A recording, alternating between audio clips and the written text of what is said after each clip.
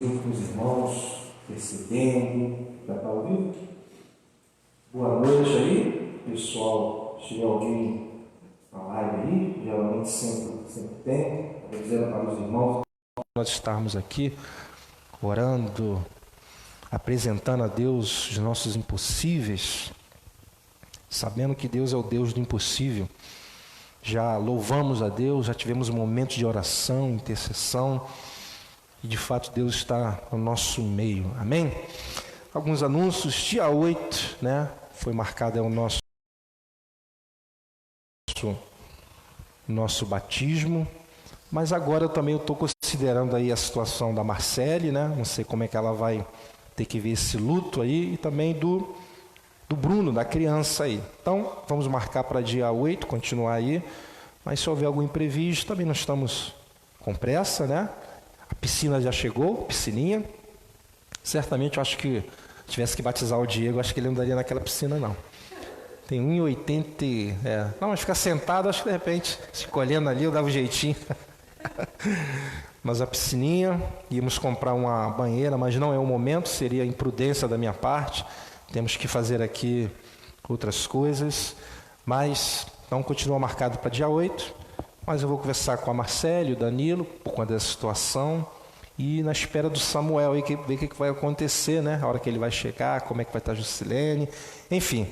Mas dia 8, nosso batismo, domingo pela manhã. E se não for dia 8, tem outro domingo, nada vai alterar muita coisa, não. Tá certo? Agosto está chegando, estou só esperando o pintor terminar um trabalho que ele está fazendo lá no meu sogro. E ele falou que vem para cá. No final do mês agora, a viradinha do cartão da igreja, vou comprar os materiais, começar a movimentar. Vocês já sabem aí da campanha, como é que a gente está fazendo, começa em agosto. E continue orando para que Deus nos ajude. Na verdade, eu não tenho dúvida de que Deus vai me ajudar, né? Porque eu sou humano, às vezes eu fico preocupado, né? Mas eu sei que Deus ele vai me ajudar. Nesses 9 anos, sempre me ajudou, não vai ser agora, né? Então, eu já sou tranquilo, eu estou muito tranquilo, porque eu sei que Deus ele está no controle. Temos, né, o Rafael já começou aqui a preparar esta sala, e já surgiu outras ideias, enfim, a gente está pensando, mas vê se agora no final de agosto, início de setembro, a gente começa aí com as nossas crianças, com o berçário preparado. Ore pela vida do nosso irmão André, que vai começar a mestrar para criança aí de 10 anos, eu estava vendo a grade, né? Olha, é um desafio, vai ser um desafio para ele, né? Primeiro porque ele tem que conhecer bem as crianças, né? E ore por ele, ele aceitou esse desafio e vamos ver o que vai acontecer. Será uma bênção, né? Se nós conseguirmos convencer as crianças a estudarem os assuntos, vai ser muito edificante. Tá bom, irmãos? São os nossos anúncios. Se você tiver alguma contribuição, você pode depois colocar ali na sala. Vamos ouvir a palavra do Senhor esta noite, uma pequena reflexão, né? Como tem sido, mas é importante, por conta do nosso culto, a dinâmica, a gente mantém uma reflexão pequena, porque a gente não quer deixar de pregar a palavra. Êxodo, capítulo 3, do versículo 1 até o versículo 8. Êxodo, livro do Êxodo, texto bem conhecido de todos nós, capítulo 3, do versículo 1 ao 8, diz assim o texto sagrado: Moisés pastoreava o rebanho de seu sogro Jetro, que era sacerdote em Midian. Um dia levou o rebanho para o outro lado do deserto e chegou a Horebe, um monte de Deus. Ali o anjo do Senhor lhe apareceu numa chama de fogo que saía do meio de uma sarça. Moisés viu que, embora a sarça estivesse em chamas, não era consumida pelo fogo. Que impressionante, pensou. Por que a sarça não se queima? Vou ver isso de perto. O Senhor viu que ele se aproximava, mas se aproximava para observar. E então, do meio da sarça, Deus o chamou: Moisés, Moisés. Eis-me aqui, respondeu ele. Então disse Deus: não se aproxime. Tirei as sandálias dos pés, pois o lugar em que você está é terra santa. Disse ainda: eu sou o Deus de seu pai, o Deus de Abraão, o Deus de Isaque, o Deus de Jacó. Então Moisés cobriu o rosto, pois teve medo de olhar para Deus. Disse o Senhor: de fato, tenho visto a opressão sobre o meu povo no Egito, tenho escutado o seu clamor por causa dos seus feitores e sei quanto eles estão sofrendo. Por isso desci para livrá-los das mãos dos egípcios e tirá-los daqui para uma terra boa e vasta, onde há leite e mel com fartura, a terra dos cananeus, dos hititas, dos amorreus, dos ferezeus, dos heveus e dos jebuseus. Até aqui. Vamos orar neste momento. Senhor Deus e Pai, obrigado a Deus por tudo aquilo que já aconteceu, a Deus, nesta noite. E eu peço a Ti que nessa pequena reflexão o Senhor possa falar conosco, nos fortalecer, não somente nós que estamos aqui, mas aqueles que estão tendo acesso a essa live e aqueles que terão futuramente. Peço a Tua ajuda, a Tua graça, a Tua intrepidez, a Tua sabedoria, o discernimento, para que eu possa pregar a Tua palavra. No nome de Jesus, amém e amém. História muito bem conhecida, né? Muito conhecida por todos. E nesse período aqui da história do povo de Deus, eles estavam cativos, vocês conhecem muito bem, no Egito. E o próprio livro do Êxodo diz que eles estavam cativos por 430 anos. Êxodo 12:40 mostra isso, diz: ora, o período que os israelitas viveram no Egito foi de 430 anos. Alguns textos falam 400, tem uns estudiosos que acreditam que foram 430 anos, mas não somente no Egito. Tem outros que dizem que foram apenas 200 anos, mas enfim, o que o texto está dizendo aqui é de 430 anos. Isso não é o mais importante, mas o fato é, foi um período de muito sofrimento. Muitos morreram no Egito, muitos filhos viram seus pais morrerem no Egito, debaixo do jugo de Faraó. Muitos pais viram seus filhos morrerem, famílias sendo destruídas, enfim. Até que Deus levantou um libertador e os enviou ao Egito para libertar o seu povo das mãos de Faraó e do jugo do Egito. Dos versículos 1 ao 6, vemos o extraordinário chamado de Moisés. Do 1 ao 6, nós vemos. Mas nessa noite, eu quero me ater principalmente nos versículos 7 e 8 somente. Tá bom? Então, versículos 7 e 8 diz: disse o Senhor: de fato tenho visto a opressão sobre o meu povo no Egito, e também tenho escutado o seu clamor por causa dos seus feitores, e sei quanto eles estão sofrendo. Por isso desci para livrá-los das mãos dos egípcios e tirá-los daqui para uma terra boa e vasta, onde manam leite e mel, a terra dos cananeus, dos hititas, dos amorreus, dos ferezeus, dos heveus e dos jebuseus. Meus irmãos, o primeiro ponto que eu destaco ao olhar para essa narrativa é que em meio à escravidão, sofrimento, opressão, havia um clamor por parte desse povo. Ou seja, eles criam que Deus poderia fazer algo para libertá-los.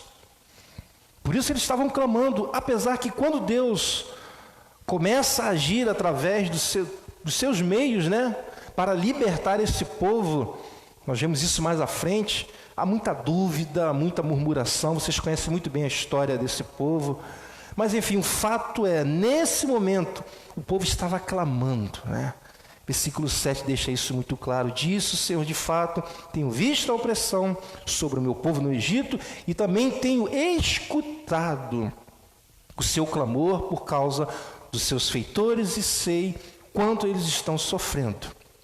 E diz o texto que Deus estava vendo a opressão sobre o seu povo no Egito. Meus irmãos, ouçam o que eu vou lhe dizer. nesta noite, você que está aí pela live, ouça o que eu vou lhe dizer.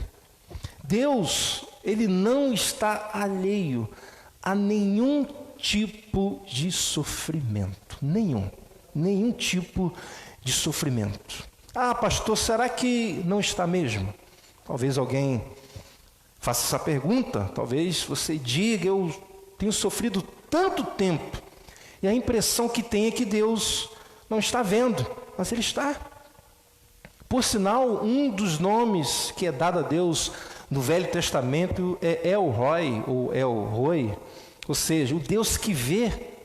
Um dos nomes que é dado a Deus em Gênesis, no capítulo 16, versículo 11 a 16, o texto, diz, falando sobre Agar, a serva de Abraão, diz o seguinte, Gênesis, vou ler para vocês, se você quiser acompanhar, capítulo 16, do versículo 11 ao 16, diz, Gênesis 16, do 11 ao 16, disse-lhe ainda o anjo do Senhor, você está grávida, falando de Agar, e terá um filho e dará o nome de Ismael, porque o Senhor a ouviu em seu sofrimento. Ele será como um jumento selvagem, sua mão será contra todos, e a mão de todos contra ele, e ele viverá em hostilidade contra todos os seus irmãos. Este foi o nome que ela deu ao Senhor que lhe havia falado, tu és o Deus que me vê, no caso El Roi, pois dissera, teria eu visto aquele que me vê? Meus irmãos, o El Roi, o Deus que vê, o Deus que viu Agar lá no deserto, que viu o sofrimento do seu povo do Egito, Ele não mudou. Ele não mudou. Ele vê, Ele conhece o meu sofrimento, o seu sofrimento, Ele não mudou. Ele sabe o deserto, que você tem enfrentado. Ele conhece, Ele vê. Deus, Ele não está alheio, pois Ele é soberano sobre tudo e sobre todos. E o salmista, ele entendia isso muito bem. No Salmo 139, do versículo 1 ao 10, o salmista diz, Senhor, Tu me sondas, se você quiser acompanhar aí comigo, Salmo 139, do versículo 1 ao 10, preste atenção nos detalhes de cada versículo. Senhor, Tu me sondas e me conheces. Olha que coisa bonita, Salmo 139, do 1 ao 10. Senhor, Tu me sondas e me conheces. Sabes quando me sento e quando me levanto. De longe percebes os meus pensamentos. Sabes muito bem quanto trabalho e quando descanso. Todos os meus caminhos Te são bem conhecidos. Olha que coisa linda. Antes mesmo que a palavra me chegue à língua, Tu já a conheces inteiramente, Senhor. Olha só que proteção linda, irmãos. Versículo 5. Tu me cercas por trás e pela frente, e pões a Tua mão sobre mim. Olha que proteção tremenda. Tal conhecimento é maravilhoso demais, está além do meu alcance, é tão elevado que não posso atingir. Aí ele faz uma pergunta, versículo 7, para onde poderia eu escapar do Teu Espírito? Para onde poderia fugir da Tua presença? Se eu subir aos céus, lá estás. Se eu fizer a minha cama na sepultura, também lá estás. Se eu subir com as asas da alvorada e morar na extremidade do mar, mesmo ali, a Tua mão direita me guiará e me susterá. Olha que coisa tremenda, irmãos. Portanto, meus irmãos, não importa o tipo de sofrimento que você possa estar passando, seja aqui ou você que está me vendo pela live, não importa quanto tempo você tem passado por esse sofrimento, Deus está vendo. Deus, Ele conhece. Como eu disse, esse povo estava na terra do Egito há muito tempo, como o texto mostrou, 430 anos. Mas, a partir do momento que eles começaram a clamar a Deus, a orar, que nós fizemos aqui nesta noite, suas orações não foram jogadas ao vento. Não. Diz o texto sagrado que Ele escutou escutou o clamor do seu povo, irmãos. Versículo 7. Disse o Senhor: de fato tenho visto a opressão sobre o meu povo no Egito, e também tenho escutado o seu clamor por causa dos seus feitores, e sei, olha que Deus sabe, quanto eles estão sofrendo. E mais, olha que diz versículo 8, mostra que Deus, ele agiu, ele estava vendo, ele conhecia, ele ouviu, e agora ele vai agir. Versículo 8, por isso o quê? Pelo que estava acontecendo. Desci para livrá-los das mãos dos egípcios e tirá-los daqui para uma terra boa e vasta, onde manam leite e mel, a terra dos cananeus, dos hititas, dos amorreus, dos ferezeus, dos heveus e dos jebuseus.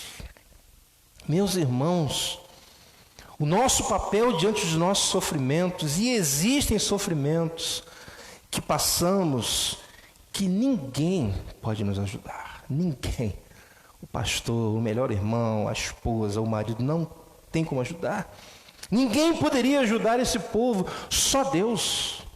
Portanto, diante de tais sofrimentos, nós devemos orar, colocar o joelho no chão, devemos clamar, pois o Deus que vê, o El Roi, o Deus que conhece, escuta o clamor do seu povo, ele age no tempo dele. Amém?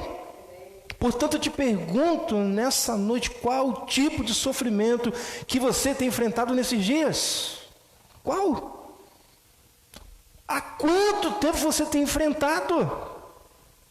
Eu tenho os meus sofrimentos. Existem sofrimentos que eu enfrento há tempos. Meu conselho é, independente do tipo de sofrimento que você esteja passando, não importa quanto tempo vocês estão passando, clame a Deus, ore a Deus, pois em algum momento, o Deus que vê, o Deus que conhece os nossos sofrimentos, o El Roi, ele vai agir, irmãos, ele vai agir. E nós conhecemos bem a história de como Deus libertou esse povo desse império poderosíssimo, através do seu libertador Moisés, e o levou para a terra de Canaã, uma terra boa e vasta, onde manava leite e mel. Amém? Agora, meus irmãos, a grande lição que tiramos dessa narrativa, a maior lição que nós tiramos aqui, é que assim como Deus enviou um libertador para libertar o seu povo do Egito, Deus enviou Jesus Cristo para nos libertar de um Egito espiritual, para nos libertar da escravidão do pecado. Da mesma forma que no versículo 8 diz que Deus desceu, irmãos, para livrar o seu povo e levaram para uma terra boa, ou seja, a terra de Canaã. Jesus Cristo, o Deus encarnado, desceu do céu para nos libertar e nos levar para uma Canaã celestial. Essa é a grande lição. E por conta disso, mesmo que você não se livre de alguns sofrimentos que existem aqui na terra, pois isso é possível, saiba que lá na Canaã celestial, para onde nós iremos, não haverá mais nenhum tipo de sofrimento. E João no Apocalipse confirma essa verdade, pois ele diz, Apocalipse capítulo 21, do 4 ao 5, João diz, ele quem? Jesus, enxugará dos seus olhos toda lágrima. Não haverá mais morte, nem tristeza, nem choro, nem dor, pois a antiga ordem já passou. Aquele que estava sentado no trono disse, estou fazendo novas todas as coisas, e acrescentou, escreva isto, pois estas palavras são verdadeiras e dignas de confiança. Ou seja, vocês podem confiar. Glória a Deus. Meus irmãos, diante desse mundo decaído, atolado no pecado, rodeado por sofrimentos, é nessa verdade que nós, os filhos de Deus, temos que nos firmar, pois esse será o nosso fim. Ele enxugará dos seus olhos toda lágrima. Sabe esse sofrimento que muitas vezes gera em nós lágrimas, Ele vai enxugar. Não haverá mais morte. O que aconteceu hoje, o sepultamento que eu fiz, eu não vou fazer mais lá no céu. Nem tristeza. Ontem eu estava tão triste, irmãos. Isso não vai existir mais. Nem choro, nem dor, pois a antiga ordem já passou. Aquele que estava sentado, Jesus Cristo, no trono disse: estou fazendo novas todas as coisas, e acrescentou: escreva isto, pois estas palavras são verdadeiras e dignas de confiança. Amém? É nessa palavra, irmãos, são nessas promessas que a gente tem que nos firmar a cada dia. Enquanto isso, vamos continuar orando, clamando, porque o Deus que conhece, o Deus que vê, em algum momento Ele vai agir. Amém? Glória a Deus, que Deus nos abençoe. Vamos ficar de pé. Vamos orar. Ah, Senhor Deus e Pai, como é bom ouvir a Tua palavra, como é bom saber que diante dos meus sofrimentos, dos sofrimentos dos meus irmãos, daqueles que estão nos vendo, ó Deus, existe um Deus soberano, poderoso, que vê, que conhece, que sabe, que está no controle de tudo, que na hora dele, no momento dele, Ele age. O que nós temos que fazer é apresentar a Ele, demonstrar a nossa fé, a nossa confiança. Faça isso nessa noite, faça isso você que está me vendo. Obrigado, Senhor, que esta pequena reflexão, que essa pequena palavra, mas tão edificante, possa ficar cravada nos nossos corações, para que nos momentos difíceis dos nossos sofrimentos, possamos lembrar de tudo isso e clamar a Ti, o Deus Todo-Poderoso. Obrigado por tudo que aconteceu nesta noite. No nome de Jesus, amém. E amém. Salva de palmas para o Senhor Jesus. Amém. Que Deus nos abençoe rica e abundantemente. Que Deus abençoe o pessoal aí da live. E até domingo, se Jesus não voltar. Amém. Boa noite.